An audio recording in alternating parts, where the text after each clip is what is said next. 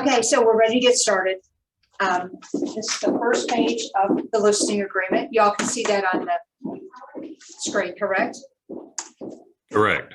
Okay, good deal. I thought we had to read it. So the first thing we're going to fill out on the listing agreement is who it is between. And the first line is our owner or our seller.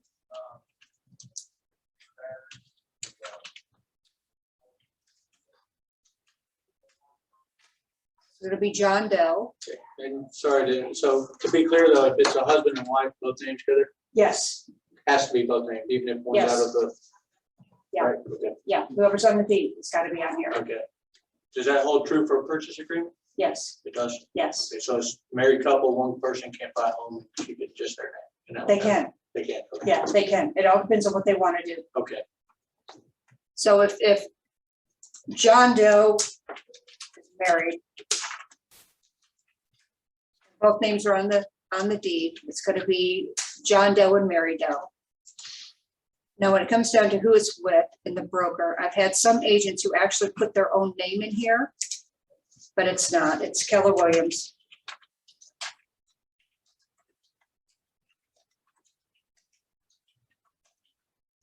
And it has to be Keller Williams, Alabama Gulf Coast. There's no abbreviating AGC or anything. And that's the same on your purchase agreements. Where it says it has a place for the listing or the selling company on the purchase agreement, it can't be KWAGC or Keller Williams AGC. It has to be completely spelled out.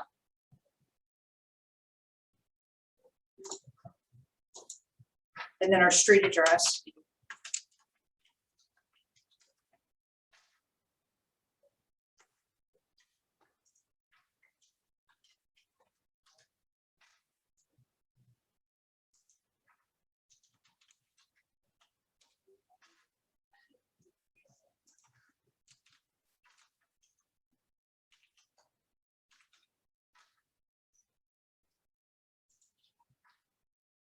And then if you have this information, which they should have for you, but if you're going to go on a listing appointment,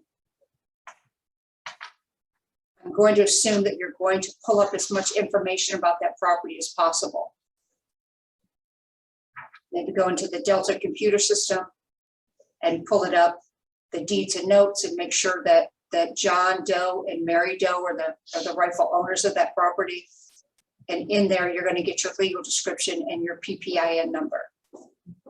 But I can show you all how to do that in another class. so Danita, just to clarify, we were told during our first class that we can put the parcel number in the legal description? You can. And then- Okay, so Yep. that's that, so instead of writing that long paragraph out of, you know, that's legal description and the tax thing, you can just. do the Yep, parcel number. and here's the other thing you can do. If you pull this up and it is like not in a subdivision and it's like a parcel of property and your legal description is this long, you can actually do this. Spell it right. You could write long legal in there. And then you add it on a different paper or something. Because your PPIN number is going to pull everything up for you. But generally, you're going to get a lot number. Like lot 2 in the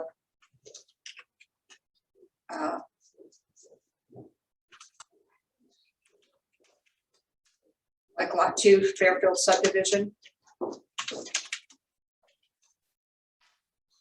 But sometimes you don't. And it is a long legal description. And you can write in your legal description, long legal. If it's the big, huge, long one. Or the parcel number, if you've got a good one. But your PPIN number that you're going to find online will have the legal description in it. If somebody's looking for it in tax records or something, PPIN number will have, We're running it for reading lessons. sure, we'll pull everything up in that for you.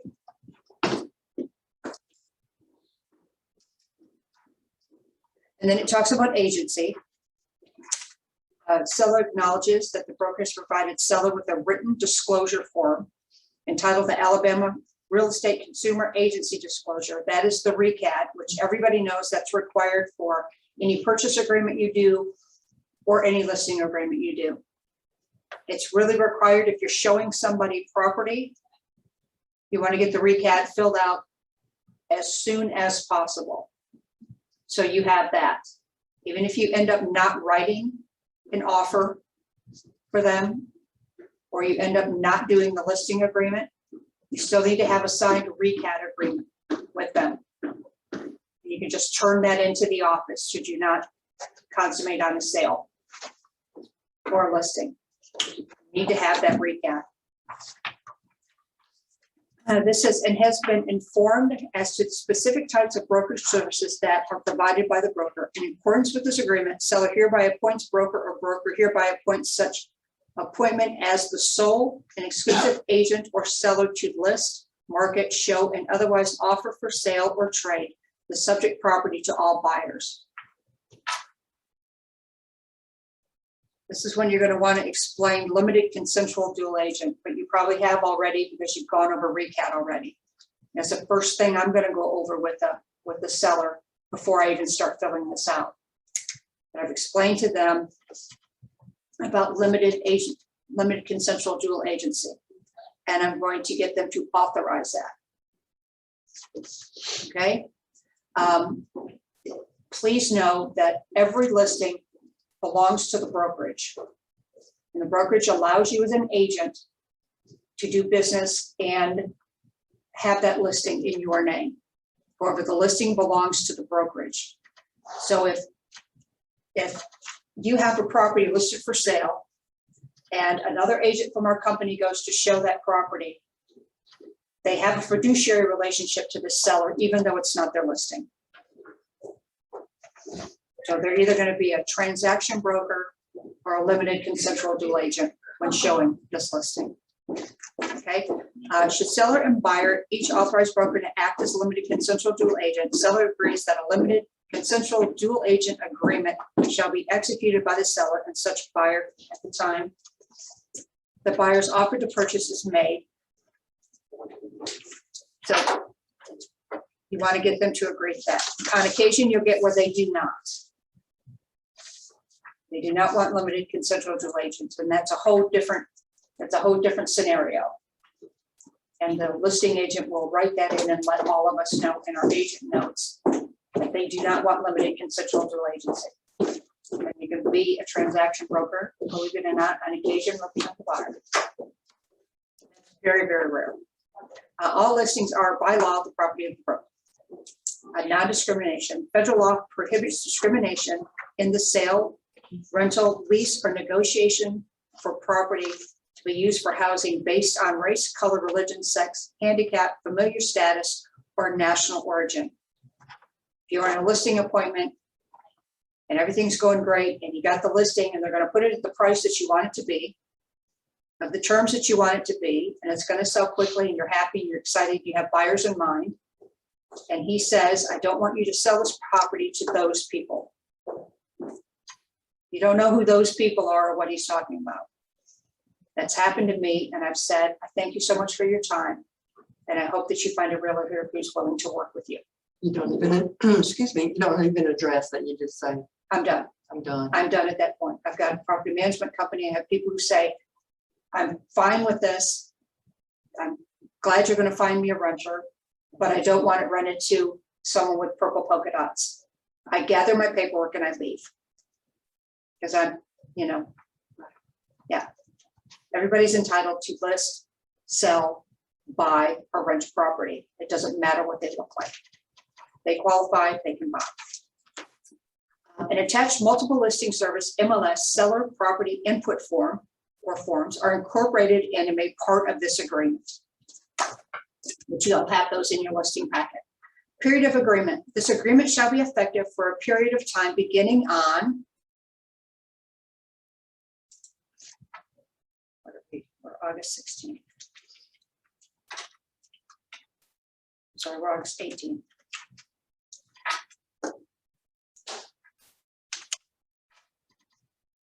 And ending on, I try to go 7 months because everybody goes 6. Okay. And if I'm a good agent, I'm watching whenever properties go for sale, in an area that I market. That's my farm area, or that's my specialty area. And why is another realtor listing a property in the area that I farm, that I knock on their doors, that I spend my time and money on, and now they're listing in my subdivision or my street or whatever it is. So I'm going to put in my day timer, because you should look every day at the hot sheet, new listings, expireds, that kind of stuff in the MLS. I'm going to look and I'm going to see that they've listed on August 18th. So I'm going to count 6 months. So it's going to be August, September, October, November, December, January, February. I'm going to assume that they're going to end on February 28th or 27th, whatever it is.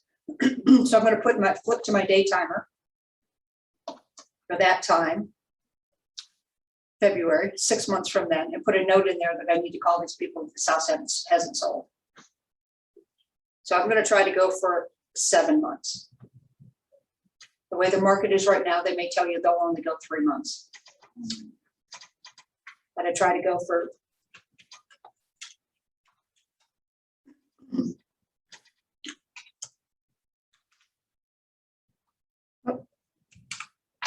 sorry.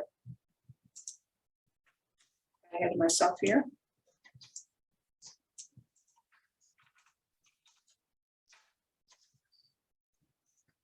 And here's your terms and conditions. So how much are we going to have this house list for? $425,000. And you're gonna make sure that 2021 is 2022, correct? Yes, This is March. thank you. I got the smart people in this The class. auditor just got compliance check.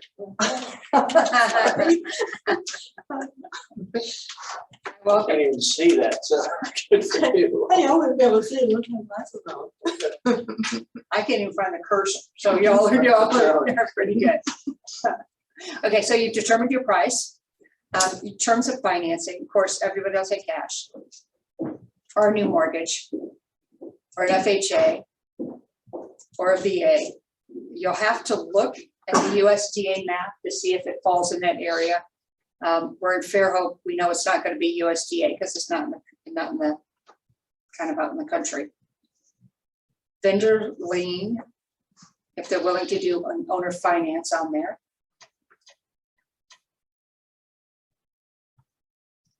Are those common at all? USDA? No, the vendor's lien. I have probably in 25 years done 2. Yeah, the reason I ask is way back in my past life, I actually sold a house on vendor's lien. Mhm. Yeah. I have purchased a house before and they would do nothing but a vendor's lien. It's like, what? But, you know, it worked out. Commission to the broker.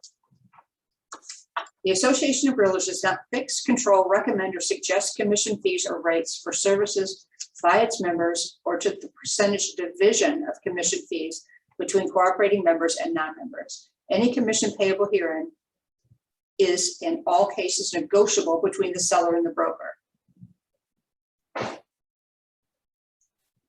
So normal and customary, that generally homes are listed at 6%. If I have a seller ask me if it's negotiable, I usually tell them I go all the way to 10.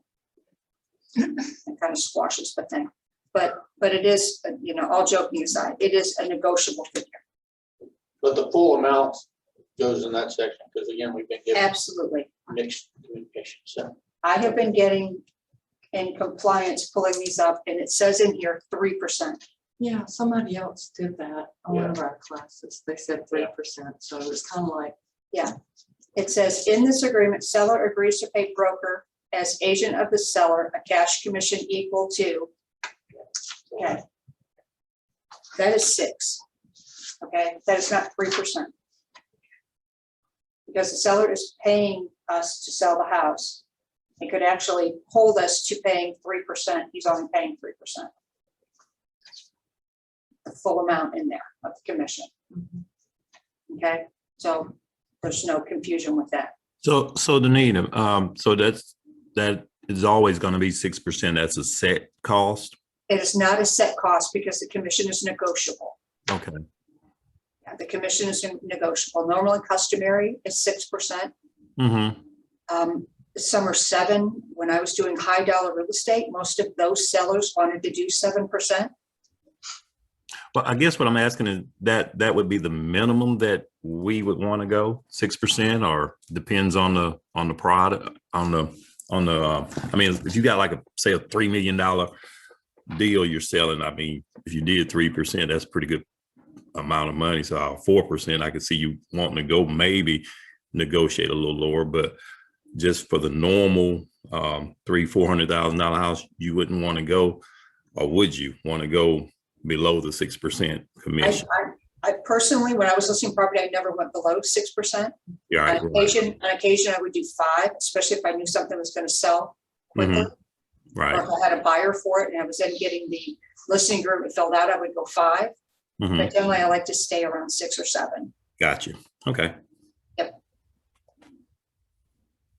I think the point I'm trying to make is that it is not a set cost. We can never tell anybody that 6% is what it is and what they need to pay. It is negotiable.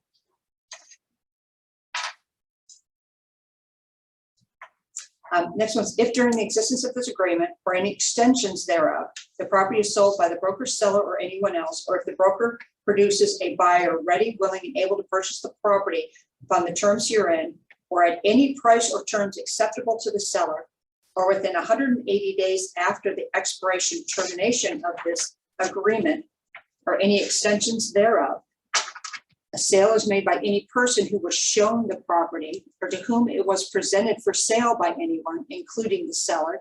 Seller agrees to pay the broker commission as stipulated in paragraph 3 above, provided broker makes known to the seller in writing the names of anyone to whom broker has shown or presented the property. However, no commission shall be due the broker if, after the listing expires, the property is listed with another licensed real estate broker of this state and sold through their exclusive right to sell. So it is a week before the listing is about to expire. I've taken somebody in and they want to buy the property, but they can't get, for some reason, they can't get an offer to me right away. They're going to get an offer to me in 8 days. And by the time they can get an offer to me, my listing is going to be expired. Now, generally a seller is going to let you extend it because you have somebody who's interested in buying the property. But if they do not, you have to specifically have them exclude that person should they relist with somebody else. So if you're with XYZ company and it's about to expire and you had a buyer for that property when you had it listed, and they're going to list with ABC company, the seller is going to have to let ABC company know that John Doe with the previous company has a buyer, and we're excluding that buyer from that listing agreement in order for you to still get a commission for it. Would you, I mean, not a little, but would you engage that new listing agent for a referral of that buyer? No, I wouldn't. I would have that buyer excluded from the listing agreement with the new agent. Okay, I was thinking more fiduciary to the buyer. If they wanted that house, we should take them out of the option to buy. Oh, no, you're not taking them out of the option to buy. You're taking them out of the agreement. If you had it listed and you're with another company and you're about to expire and you have a buyer, right, and they can't get their offer in, and say the seller, in most 9 times out of 10, the seller's going to say, okay, we'll hold off for him and I'll extend another month. No. But if they don't, and they say, I'm so sorry, my daughter just got her license and I promised her as soon as our listing expired. Well, you've got John Doe and he's going to be making her offer in a couple of days. That seller can actually say, when my daughter takes it over, we're going to exclude your buyer from her listing agreement. In other words, if your buyer writes an offer, she's not part of that. The new agent's not part of that because they've been excluded from her listing agreement. Very, very rarely does that ever happen. But it's misunderstood sometimes because you may show that property to somebody or it's shown while you have it listed for sale and you know the person who looked at it. And then your listing expires. Somebody else lists it for sale and then that particular buyer goes back and buys that house with a different agent. And this paragraph can be confused and is confused by agents sometimes because they're like, oh, now they owe me a commission because I showed it to this buyer when I had it listed. It doesn't work that way.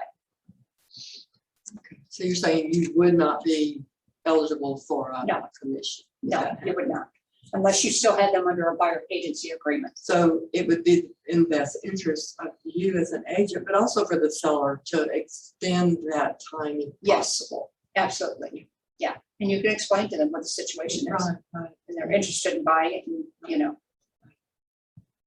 But very, very seldom does that happen, especially in the market today, today's market.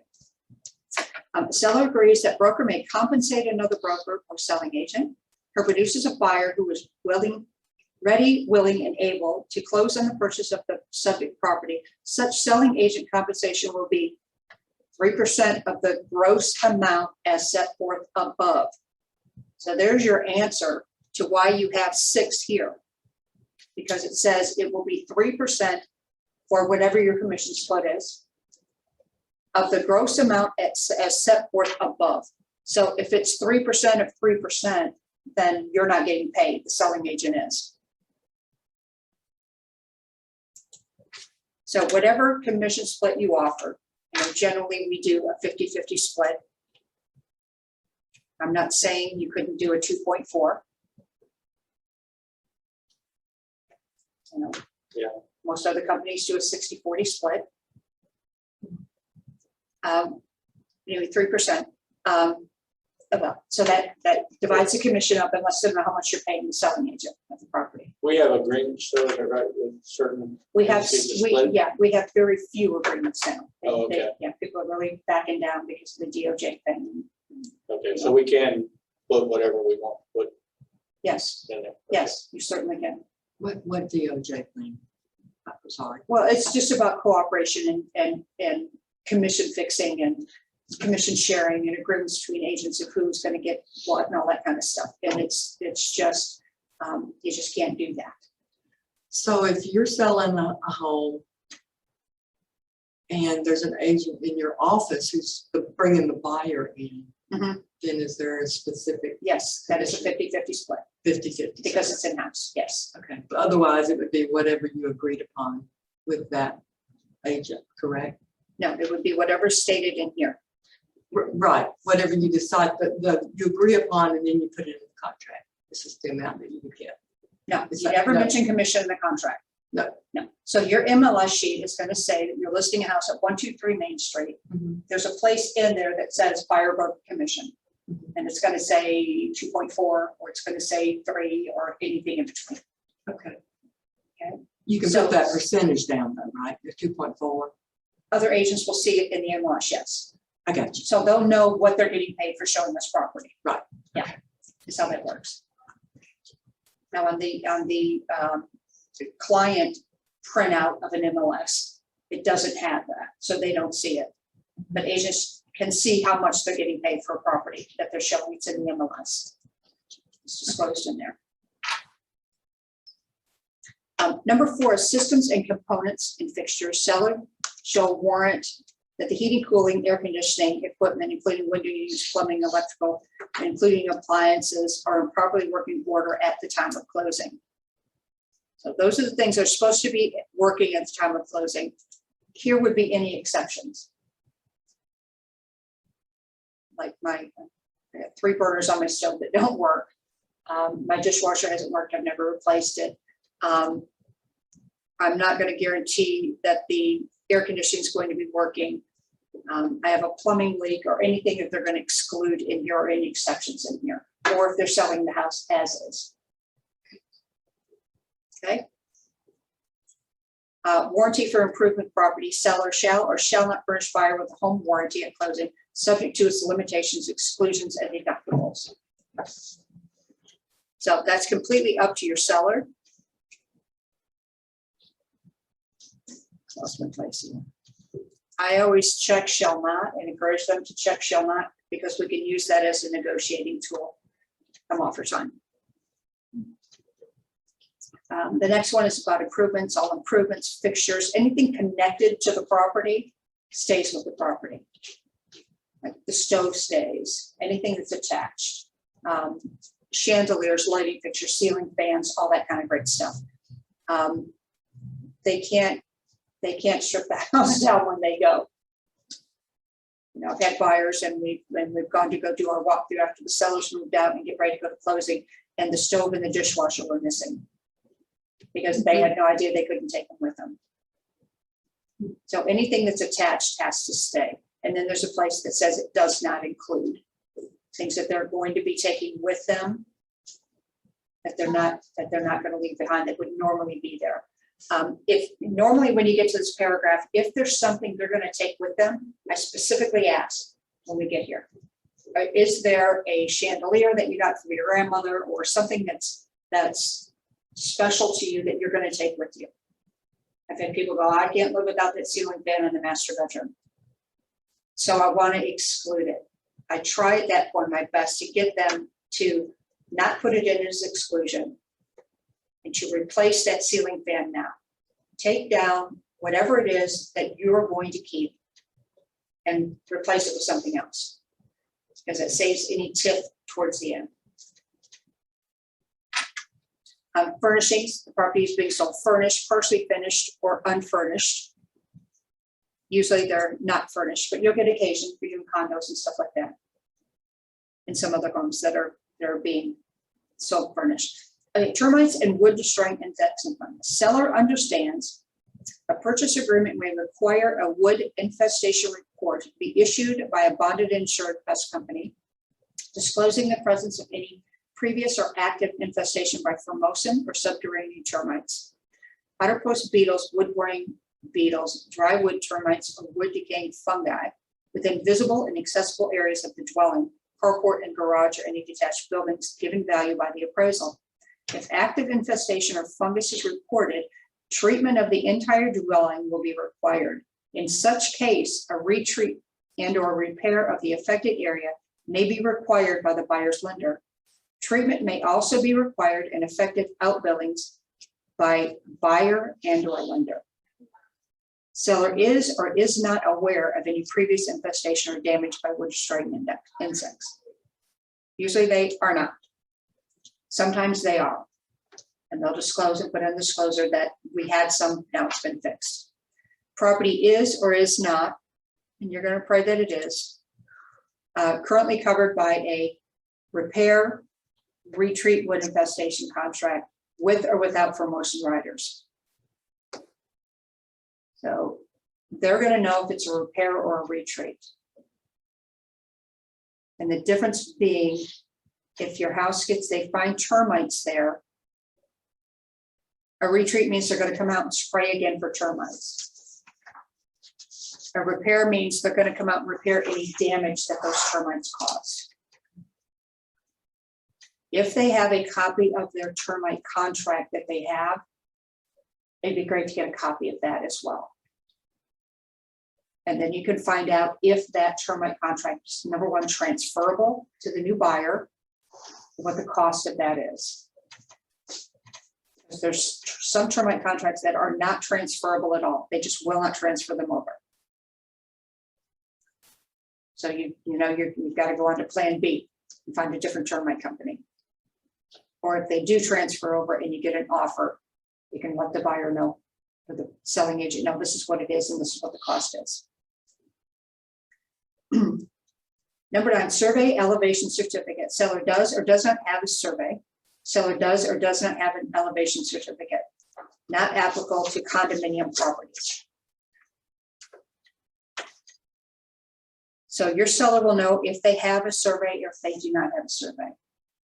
Generally, if they have a survey, it's an older one, depending on how old the house is. So that's a question you're going to ask if they have, and be aware when the purchase agreement comes, if they're asking for a new survey or an existing survey.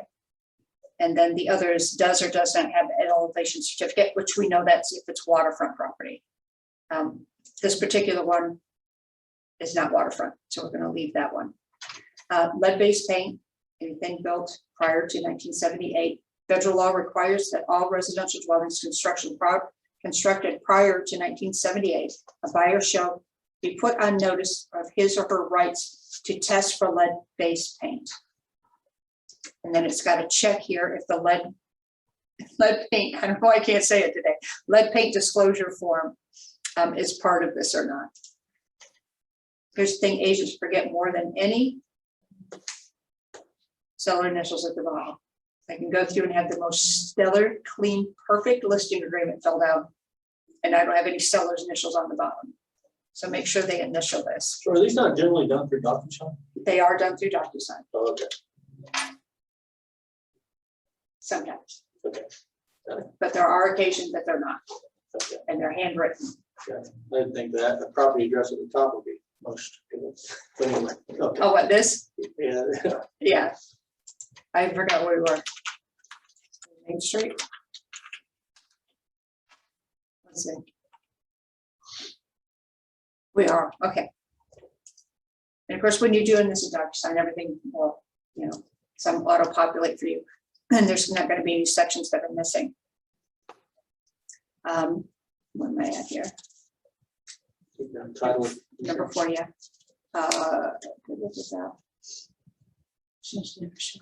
You're on number 11. Paint, I got that. Title insurance and conveyance, thank you. Subject to the terms of the purchase agreement between seller and buyer, seller agrees to provide an owner policy of title insurance to convey merchantable title to prorate taxes, leases, and or homeowner association fees through the date of conveyance of the title. Hey, Danica, can you pull the screen down? I'm only seeing 7 and 8. Yeah, come on a little bit more. Next page. There you go. Okay, there we go. Thanks. You're very welcome. I'm sorry. Where are we at? To pay the homeowner association fees through the date of conveyance of title, pay off all mortgage, public improvements. Basically what they're saying is that they're going to, everything will be paid off and be clear when the house closes. They're going to give your buyer a credit for the taxes for the time that they lived in the house. Of course, the mortgage is going to be paid off. It's going to have clear title on it showing that there's no mechanical liens or anything like that on there. They're going to pay for the homeowners association dues, if any, for the months they lived in the house in a year. So all that'll be taken care of before everything's swapped over to the buyer at closing. A, B, and C are for if they have a mortgage, include mortgage and amount of debt secured thereby.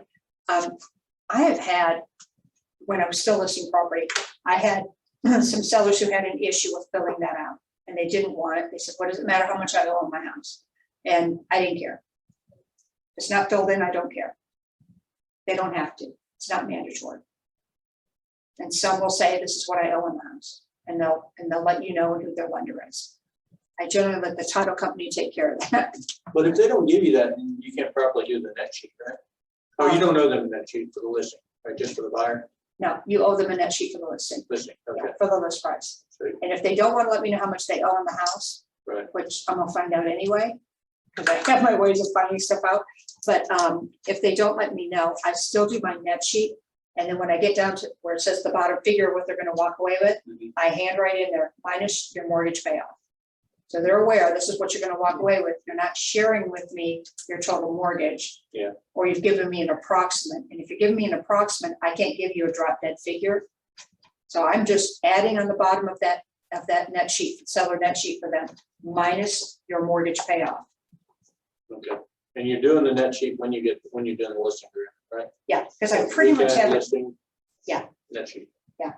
I have a pretty good idea of what I think it should list for. And on your net sheets, you know, you can put like 4 different things in there. So I'll go through and fill them out. Now I have gotten to a listing appointment before because I want my appointment and I want to fill the thing out. I don't want to come back 2 to 3 times. I come and I want to list your house and I want to go and I want to sell it. So I'll fill it out, but I have had them where I've gone and I've suggested this is where the price should be. It would come in different than what I've got in there. Sometimes it's $500, sometimes it's less than what I said it's worth, and they're more. So I have to redo my net sheet on the fly, which I'm not a math person, so that always scares me to death. But yeah, you have to have your net sheet.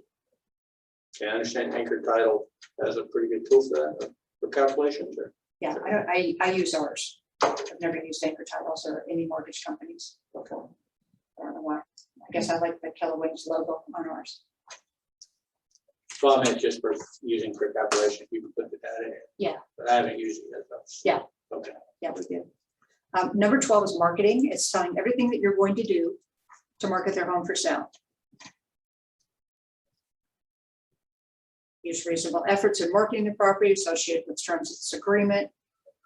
They're giving us access to the property, to property requires regarding property to the broker. They're going to give us keys to the property. They're going to make it available for showings, reasonable hours, a right to place the sign in the yard, right to advertise the property for sale. It tells that the seller will refrain from placing any additional signing, advertising, or marketing the property for sale. They're not going to get on Facebook and go, hey, look, my house is for sale. Really? You know, That's what I've been seeing. Yeah. In our neighborhood. Yeah. They're, okay. so they're not going to advertise their property per se. You're going to do the advertising for them. I have seen on Facebook, I just listed my house with Joe Schmo with Keller Williams Realty. And I'm thrilled to death. I've got showings already. I'm thrilled about it. Give my agent a call. I'm absolutely fine with that.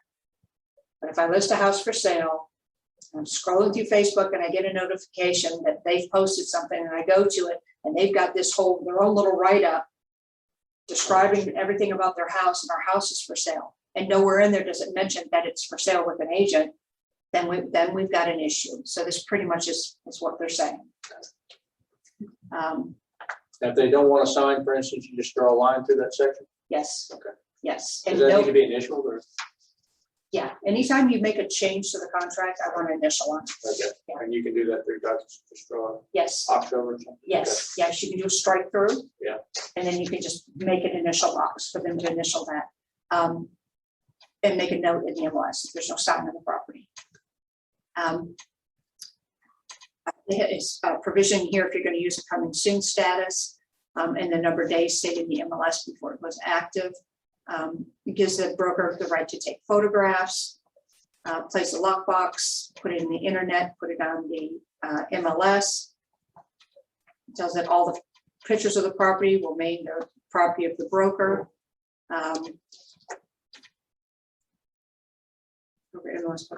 And that you will provide them with any of your advertising that you've done for their approval, should they want it.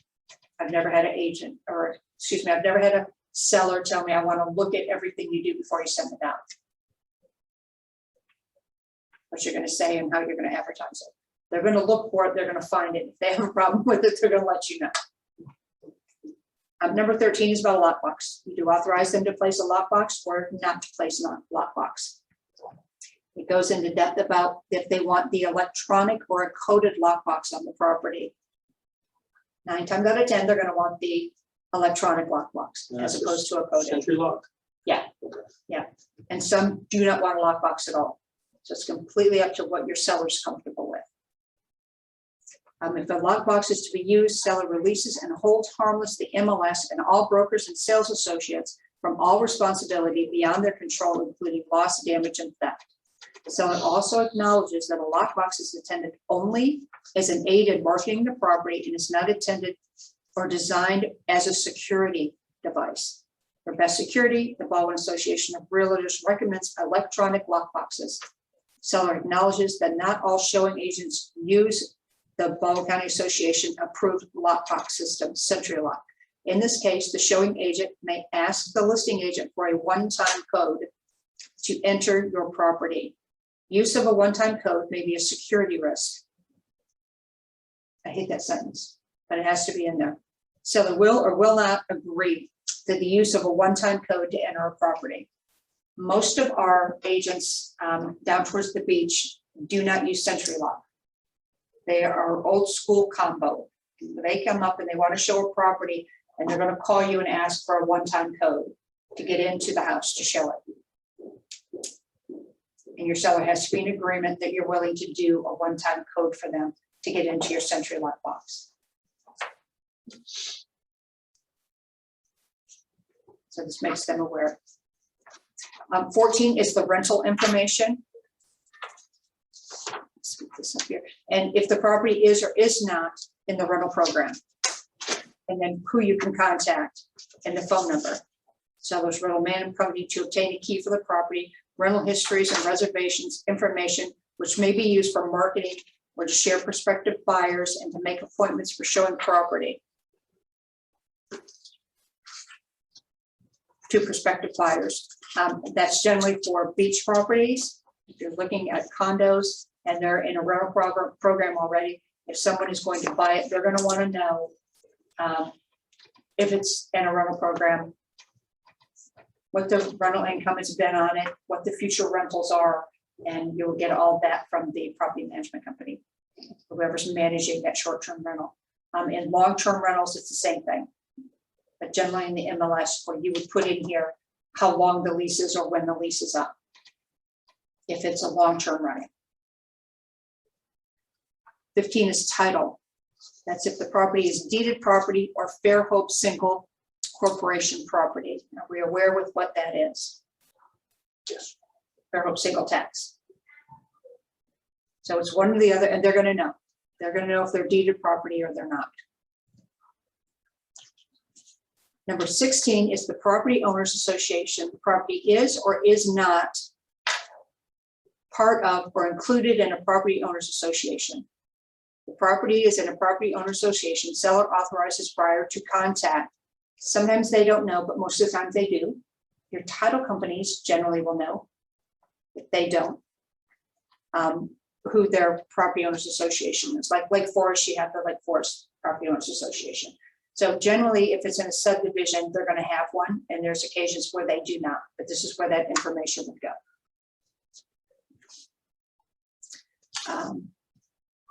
And then it tells about a property is a condominium. Seller agrees to obtain and provide buyers with all items and information required under the terms of the purchase agreement with a request from buyer, including but not limited to association documents, bylaws, declarations, covenants, budgets, minutes, and information regarding assessments and dues. The seller further agrees to pay all costs associated with obtaining such items and information. They didn't used to charge to give that kind of information, but some of them now do. Just so your seller is aware, and this makes them aware. 17, earnest money. Earnest money, which has been an issue, especially with properties not appraising and the wild market that we've been having.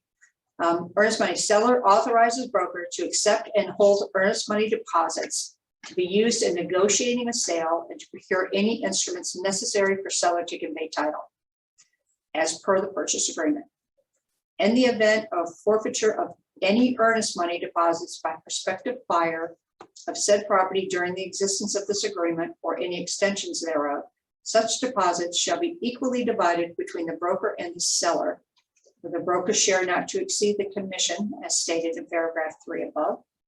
Broker shall furnish seller with an itemized statement of any expenses incurred by broker on seller's behalf in connection with the consummation of the transaction. Said expenses shall be paid for by the seller from seller's appropriate share of forfeited earnest money deposit.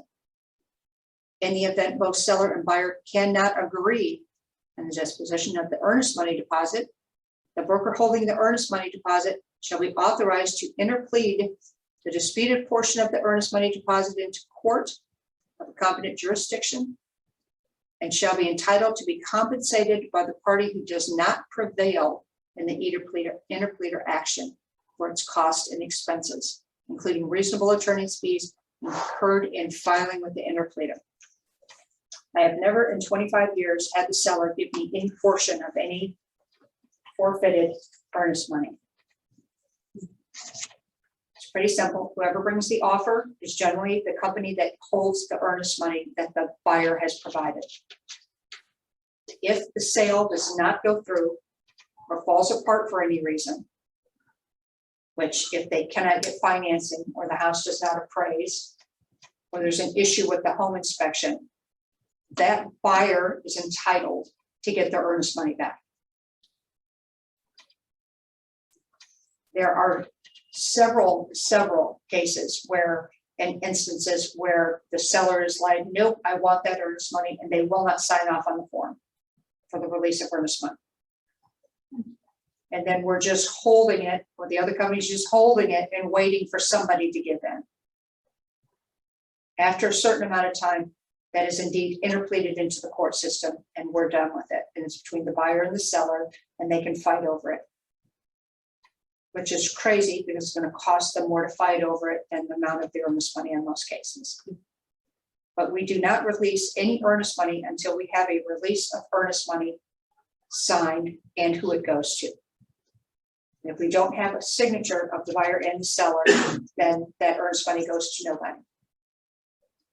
So that's a rule: buyer signature, seller signature. Let's see, number 18 is disclosure. Seller hereby specifically authorizes broker and any and all cooperating brokers to disclose to prospective buyers, to the extent required by law. Required by law, that's the key word there. Any defects, latent or otherwise, affecting general health and safety known to them and the seller's property disclosure statement. If it's health and safety, they have to tell us, we have to know. Seller acknowledges that the broker and its licensees do not have the responsibility to discover latent defects in the property or to render advices on matters outside the scope of their license. Attorney fees, cost, and litigation. If suit is brought to collect the compensation provided herein, or if broker defends any action brought against broker by seller relating to this agreement or under any sales agreement relating to the property, and broker prevails, seller agrees to pay all all costs incurred by the broker in connection with such action, including reasonable attorney fees and costs. Hopefully nobody is suing anybody.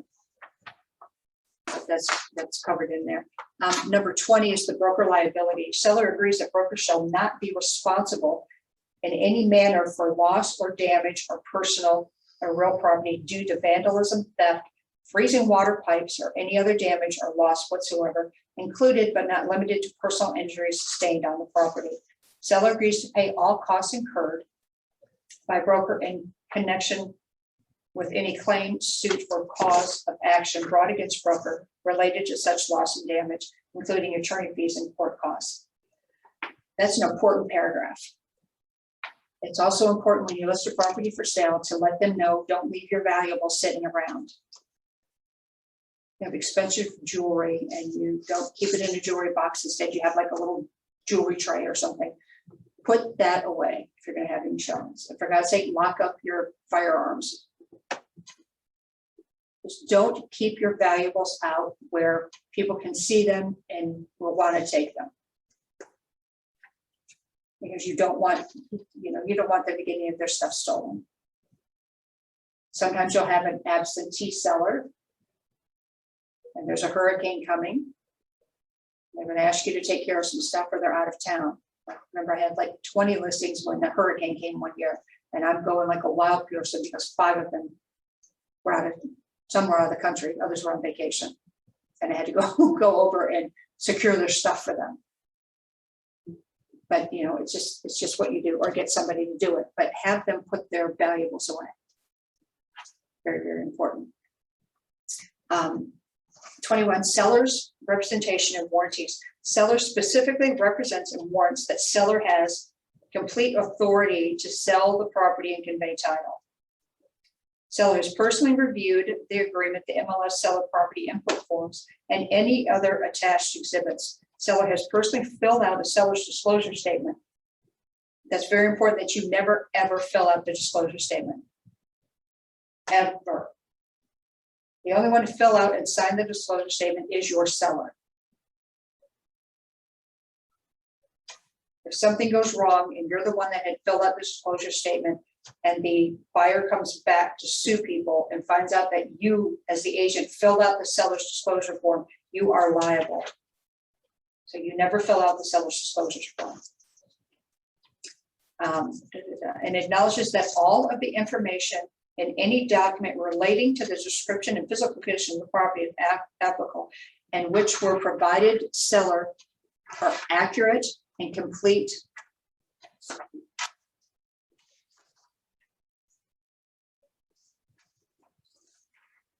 Pages here, to the best of the seller's knowledge.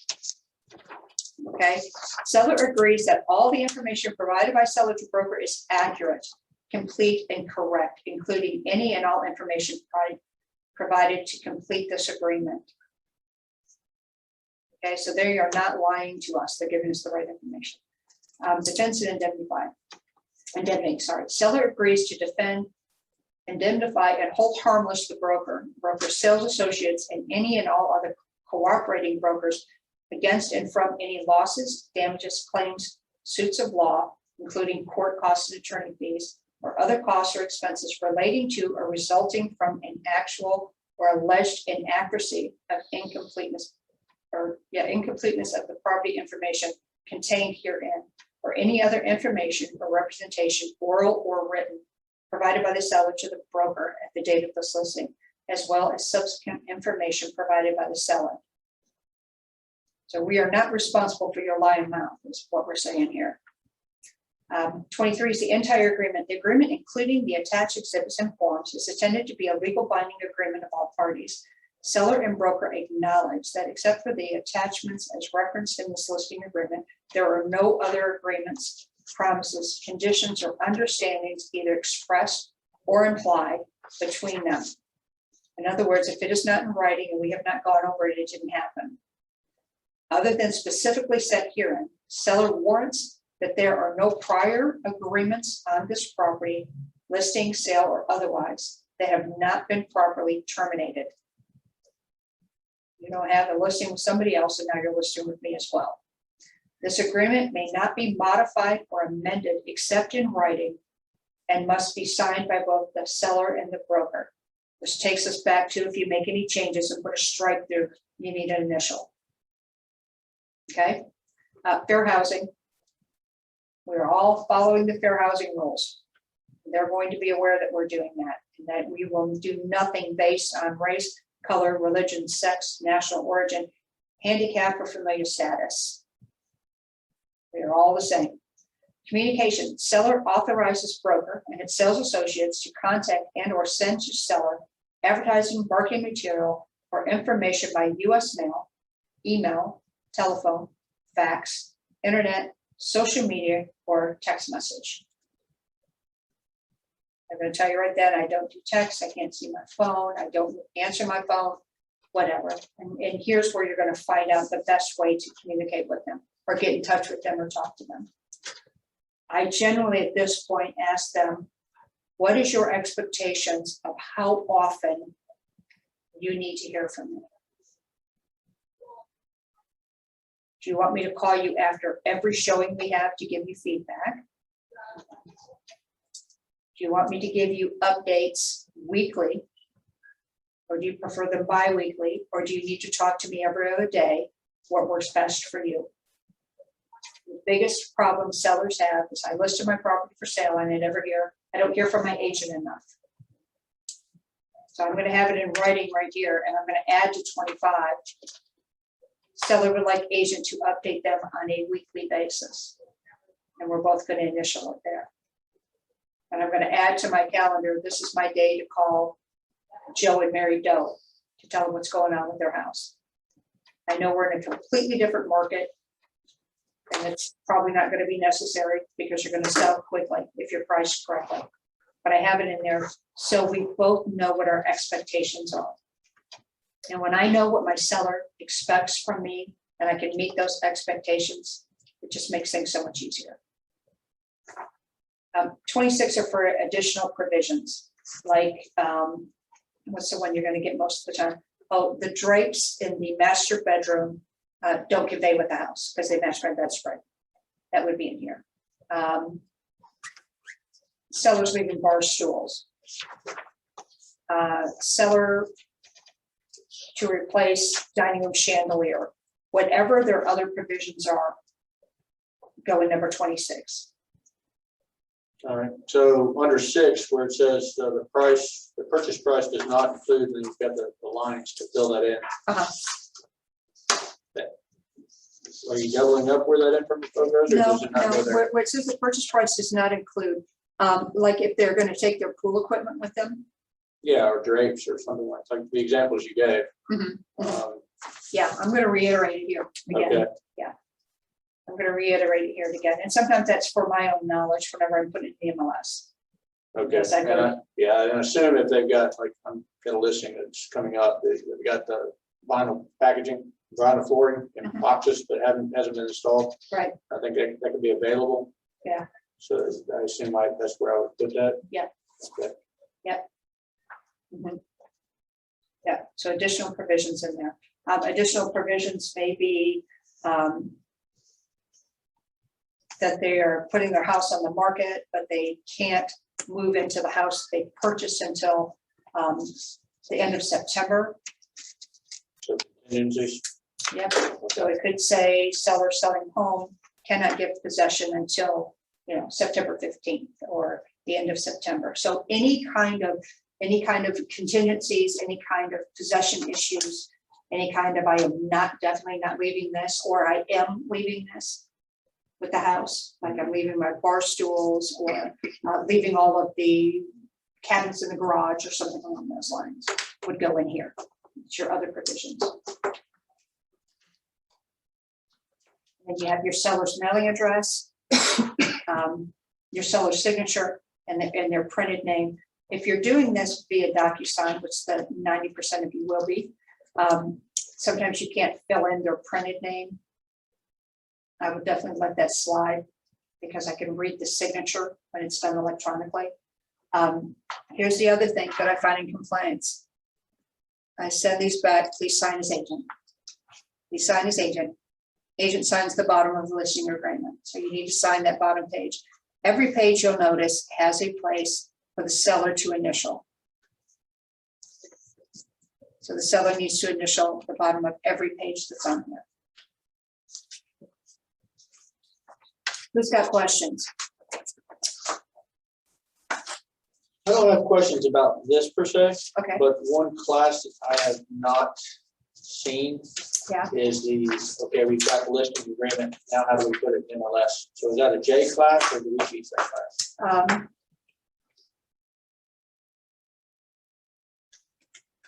Could be both. Okay. Is that a class that you all would like? Well, Would it's that one that class be I have helpful? no idea how to do, and I follow the training pretty closely, and I have not seen that one yet. It's difficult only because we have to get into the computer and the MLS system to do it.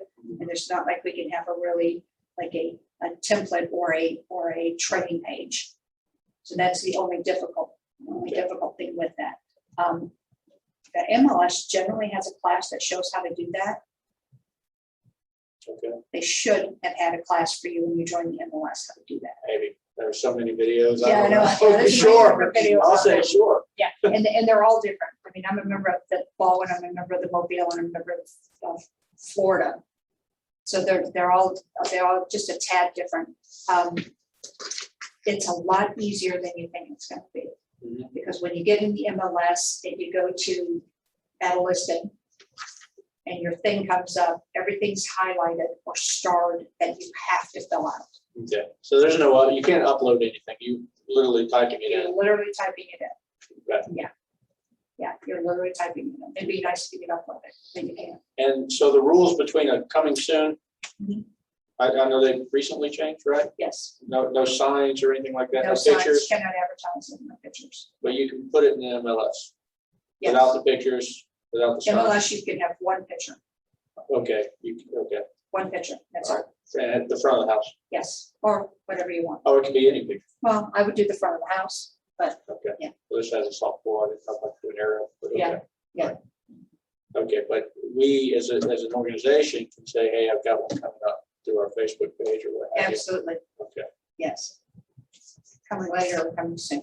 Yep. All right. If you're out doing the listing, do you have to go ahead and do your pictures at that time? No. Okay. I need to have the house cleaned up. Yep, Decluttered. because- Yeah, Yeah. So you can actually list it and then still have them, tell them, let's, in a kind way, Yeah. let's kind of move some of this stuff, go ahead and pack some of this stuff maybe and store it, and just anything that can be moved that you're not currently using, like, to kind of make things look bigger, roomier, that kind of thing, whatever. That's right. Yeah. And sometimes that's hard, to be brutally honest with some people. I've gone on listing boards where I've gone in and I've had everything done up. So like, yeah, we want a listing, come over today. And I've gone over and I've had it listed. I've got the date in and everything that I want to list the house. And I've gone over and I've walked in and I sat down, and the first thing I do, and they watch me while I cross through. I cross through, let me get to it here.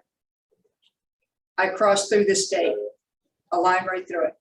Big, bold, and then we sat down and we talked, and I go, look, the reason that I changed the date on here for us to start, we can sign it today, but I'm going to have it start. I mean, how long do you think it's going to take to like declutter and get everything cleaned up? And I'll go, walk with me. Let's walk through the house like we're buyers. If it's really, really bad, this is what I always do. To make you feel confident about the price we've agreed on your house. Tomorrow, are you available tomorrow? And I was like, yeah, I'm available. I just need 45 minutes of your time. I'm going to come by and pick you up at 4 o'clock, and we are going to go view 3 houses that are the same price range as yours, just so you can get an idea of where we're at and see what our competition is. I think that would be really good for you. And we walk through those 3 houses, and they're like, I got to get my house cleaned up. And I'm like, really? But I'll mark right through it, and I'll have them sign it, and I'll date it for sometimes a week out.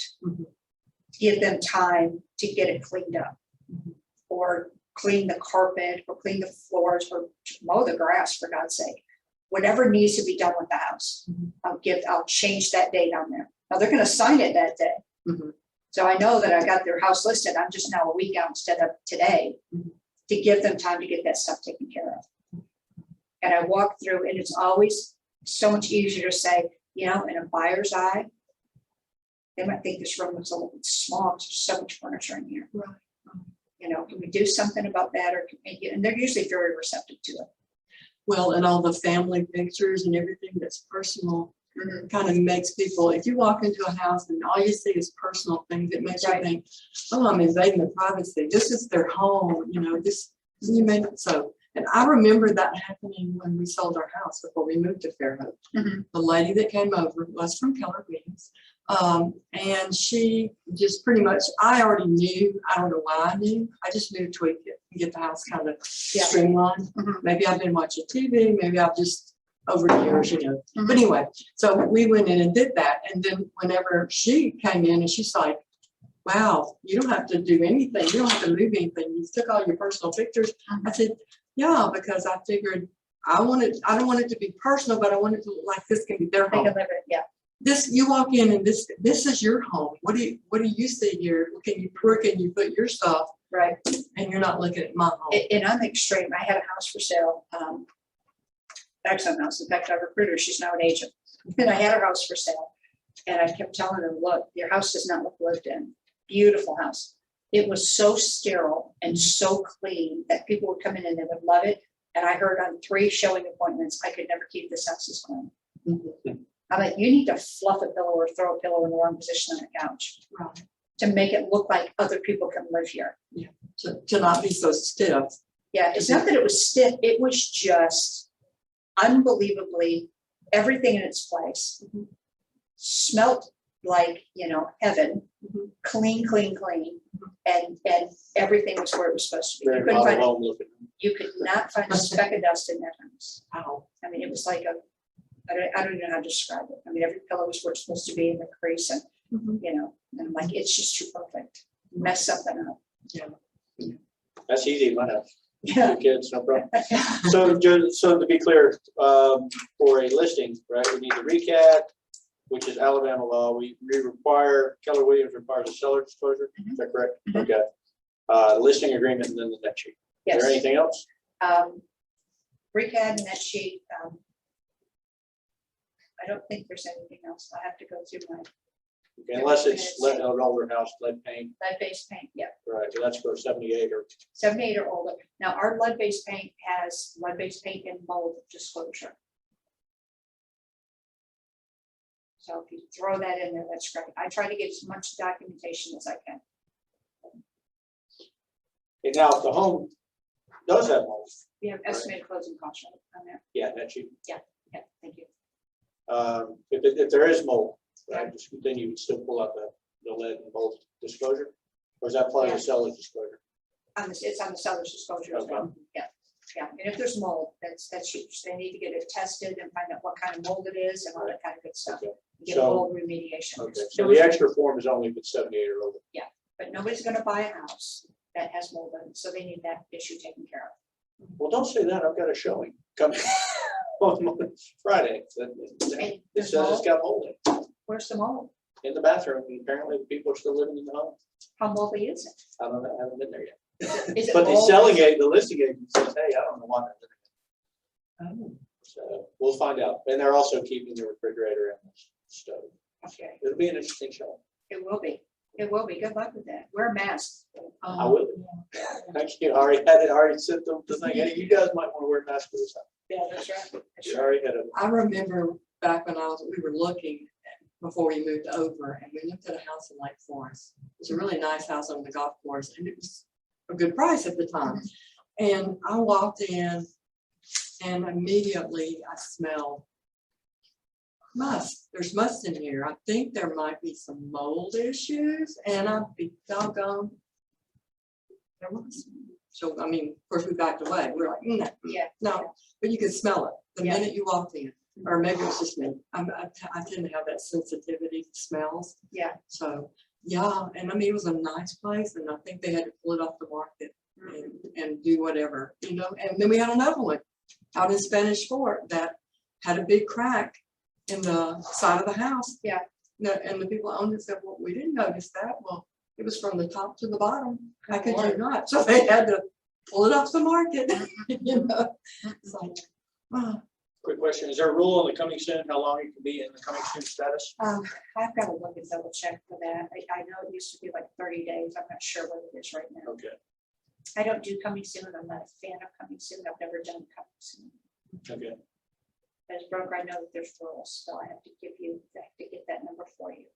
Because I know they changed that. I just figure in today's market is with buyers queued up, we want to get it out there, like I would be doing a cleanup process. So we'll give them that time, but also want to let people know. Right, that it's coming on the market. So anybody have any other questions?